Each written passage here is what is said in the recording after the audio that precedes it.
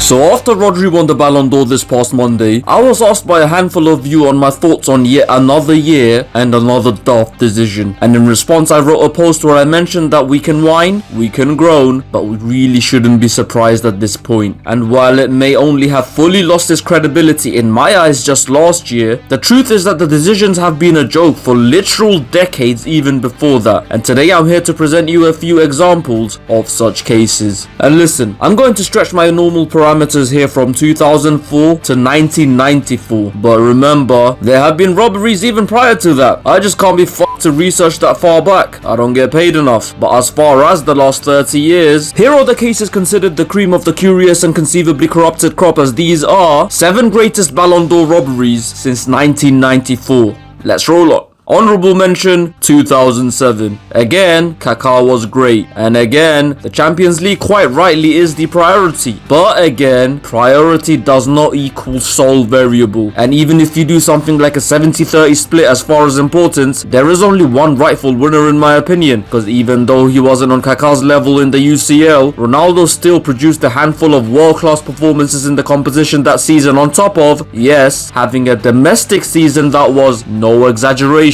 levels above what Kaká produced in Serie A. Again, just go back and see for yourself. Number 7, 1999. Not even ashamed to admit it, the one that irks me the most personally. And I wasn't even watching football when this happened, but when I did eventually go back and learn that David Beckham could very well have, and in all honesty, should have been the World Player of the Year in 1999, man, it pissed me off. And this is no disrespect to Rivaldo, because he was brilliant that season too. He was a part of a Barcelona team that cakewalked to La Liga, and although he finished one behind Raul in the top scorers list for that particular competition, he then went on to not only win the Golden Boot in Copa America, but win the entire tournament itself. But nah man, Becks was different in 1999. Winning the treble that year, David Beckham was the ultimate big game player for Manchester United at a time where Cristiano was still busy throwing chairs at school teachers. From his last minute equaliser in the first game of the season, to his amazing strike to get the ball rolling in the famous semi-final against Arsenal, to him assisting Roy Keane to inspire the comeback in the famous semi-final against Juventus, to his now legendary double corner in the final, a game where, let's not forget, he moved to central midfield after playing the entire season on the right and was still able to dictate and dominate the proceedings in a Champions League final. Drink that in, man. Number 6, 2024. Yup, as bizarre as this was, believe it or not, there have been 5 worse calls in the last 30 years alone. But let's not kid ourselves, this was still pretty bad. And this is actually a pretty strange one, because even though Rodri is possibly the best CDM in the world right now, and even though he did have an amazing 23-24, he still somehow finds himself in a position where, no matter how you judge, there's always a player clearly ahead of him in each category. And what makes it even funnier, considering that he's a product of Atleti, the player topping him somehow always ends up being from Real Madrid. E.g., if we're judging by trophies won, Dani Carvajal is ahead of him. If we're judging by consistency, Jude Bellingham is ahead of him. And if we're judging by big game displays, Vinny Jr is ahead of him. Simply put, despite being a serial winner on a collective level throughout his career, for me Rodri was a serial runner-up on an individual level throughout last season. Number 5, 2003. If you are around 30 or older, you knew this was coming, and you know Thierry Henry was robbed. And if you are around 24 or younger, well, basically, Thierry Henry is the grumpy bloke who sits next to the pretty lady on CBS. And on his day, he was one of the greatest strikers the game has ever seen. And on an individual level, this may have been the best we've seen of TT. 32 goals and 25 assists in 55 games, including 20 of his 25 assists coming in the Premier League. A tally which is still a record to this day. Yes, to this day. Even with the various changes in law and everything else, an attacking tally from 2003 has been equaled but still has not been topped. That should tell you just how good Thierry Henry was in 02-03. And yet, in the eyes of, well, no one, since I'm pretty convinced whoever judged all this was fucking blind, he apparently wasn't good enough to be crowned that year. And who was? Pavel Nedved, a Juventus legend, one of the greatest wide midfielders of his generation, who won Serie A and reached the Champions League final that year. Brilliant stuff. And that should tell you, this has nothing to do with Nedved not being worthy. He was world class. But was he better than possibly the best version of one of the best strikers we've ever seen? No, he was not. Number 4, 2018. So not only have I spoken about this too many times, I've already whined about speaking about this too many times, and have talked about it more times since I've made a video where I whined about speaking about this too many times. So you know what? I'll keep this super brief. So CR7 that season pulled a heavily struggling Real Madrid side out of the dumps with one of the best runs of his career in early 2018. Continued that run in the UCL knockouts by throwing both PSG and Juventus out mostly on his own, and then went to the World Cup and finished joint second top scorer despite playing for a mediocre at best Portugal side who were knocked out in the second round. Meanwhile, his Real teammate Luka Modric, who no doubt was the best player at that World Cup, and while that no doubt does matter, as it is the case with most of these summer tournaments, here this too mattered a little too much. Number 3, 2021. Another entry I've spoken about countless times before, but you know what, unlike 2018, I want to speak more on this because the more I look back, the dumber it gets. Like brother, Robert Lewandowski in the league that season scored 41 goals in 29 games. When these guys were putting up these crazy numbers, it was basically universally accepted that the Ballon d'Or race was only between them. But when Lewandowski achieved similar numbers, he was shamelessly